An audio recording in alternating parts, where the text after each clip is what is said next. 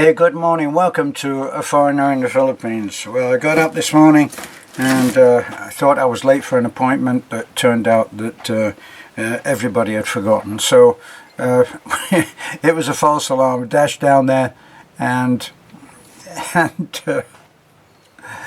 I was able to come back and sit finally and have a cup of coffee. Isn't that the way it goes? Probably a senior moment. But anyway, I looked on my phone. Now I left my iPhone in the truck, so when I came back I had to open my Oppo. So look in the Oppo. Now picked up by mistake. I picked up Beth's. So I'm looking now at all of those little thumbnails that come back when you want to see what's happening. So all of these now are, they're all, let me see which would be the easiest way. Would be no, I don't want that.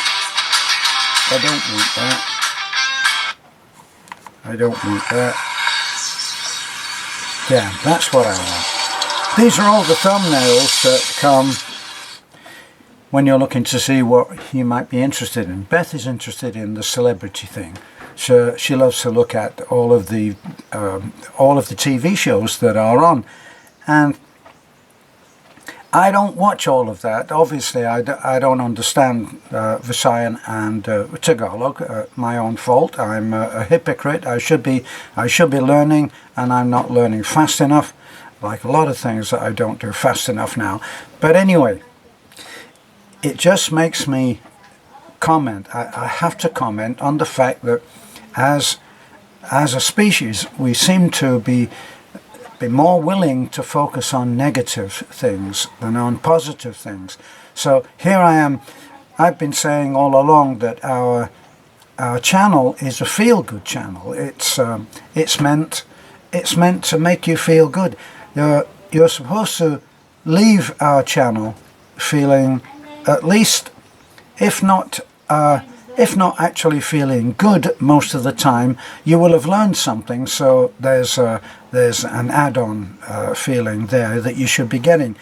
Now, if I look at what's happening on television, now I'm looking at obviously at the Filipino television. So that's what I'm looking at.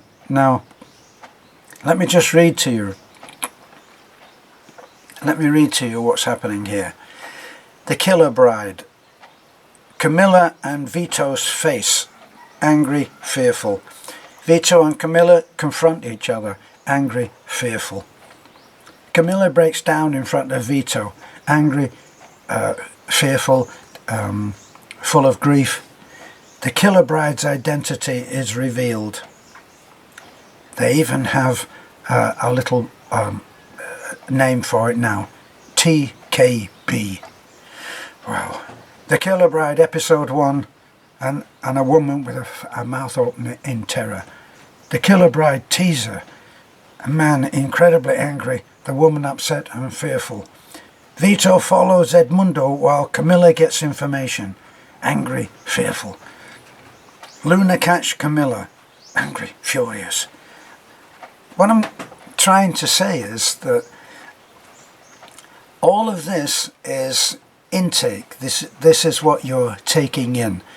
Now, I used to have someone that I thought of at the time as a friend. I'm sure that everybody has had this kind of decision to make. What I found was that if ever I thought of this friend, it was negative emotion.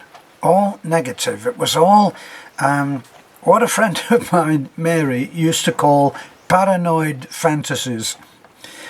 She used to say that the paranoid fantasy conversations that you have with someone are that paranoid, that they are negative and misemotional rather than emotional. Emotion. We all experience emotions, and we go to the movies to experience emotion. Whether we come out feeling good is another thing. Now, if you don't come out feeling good, if you don't come out of, when I say come out, I mean leave the imagery that is there in the movie. If you don't come out feeling good, don't you have to ask yourself why you went there? I used to go and visit another friend. I never felt good when I was leaving until one day I said, why am I doing this? And I never went back. Now, the other friend was someone that was actually in my life, and it was all negative emotion. It was all arguing pointless negative viewpoints that had been put to me. His view of looking at life was something that I opposed. How do I oppose that? Well, if I thought his thought while I was out and abroad, then I was actually adopting his attitudes, if only in that I had to oppose them and have my, as my friend Mary said, my paranoid conversations where I would say, no, that's not true. He would say this, and I would say, no, that's not true, and this is all in the mind. You're not going crazy. These are the conversations that we all have. I remember seeing this person after I'd fired him. You can fire your friends, okay? If they're not being your friends, you can fire them. So I remember it was an absolutely beautiful day, and I was in town, and I happened to come face to face with the person, and in the name of civility, we stood and exchanged niceties for a moment. And I remember saying, wow, I've seen so many beautiful girls today. It's a beautiful day. Everybody dressed summery. It's beautiful. And I said, I've seen so many beautiful girls, women. And he said, and I've seen so many ugly ones. You see, a person who is thinking ugly thoughts will see ugliness around him, because the ego tends to reinforce whatever we are thinking that is comfortable. Well, if you have a sense of ugliness about life, you will see ugliness. That's why it's important to go to those places and have those friends, read those kind of books, play that kind of music, live that kind of life that promotes the feeling of good.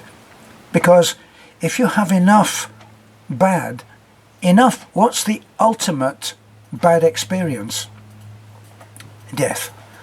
So if you have enough of that, it's a death. It's a kind of a spiritual death, isn't it? So the important thing is to get up and see life for what it is, to see that life is a wonderful gift that we are given every day, on a daily basis, on an hourly basis. We're given life as a great and wonderful gift, and unless we use it in a positive way to create moments, other moments of beauty, other moments of well-being, other moments of feeling good, then we're wasting it. If you don't use every moment in the attempt to have a good life and enjoy what you have been given, then you're wasting it. A lesson that I learned that might not seem to be anything to do with what we're talking about, but it's very much to do with it. When I was learning the trombone as a young lad, I had a professor. He was Professor Bill Teskey, and at that time, long time ago, he was the principal trombone of the BBC Symphony Orchestra, quite a prestigious position to hold. He was a principal of that orchestra, and he was my teacher because I was at the Royal Military School of Music at the time.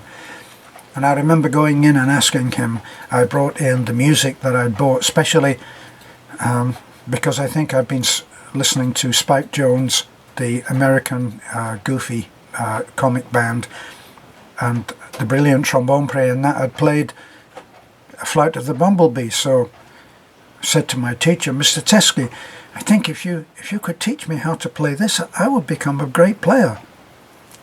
And he held his head in his hands and he said, listen to me, son.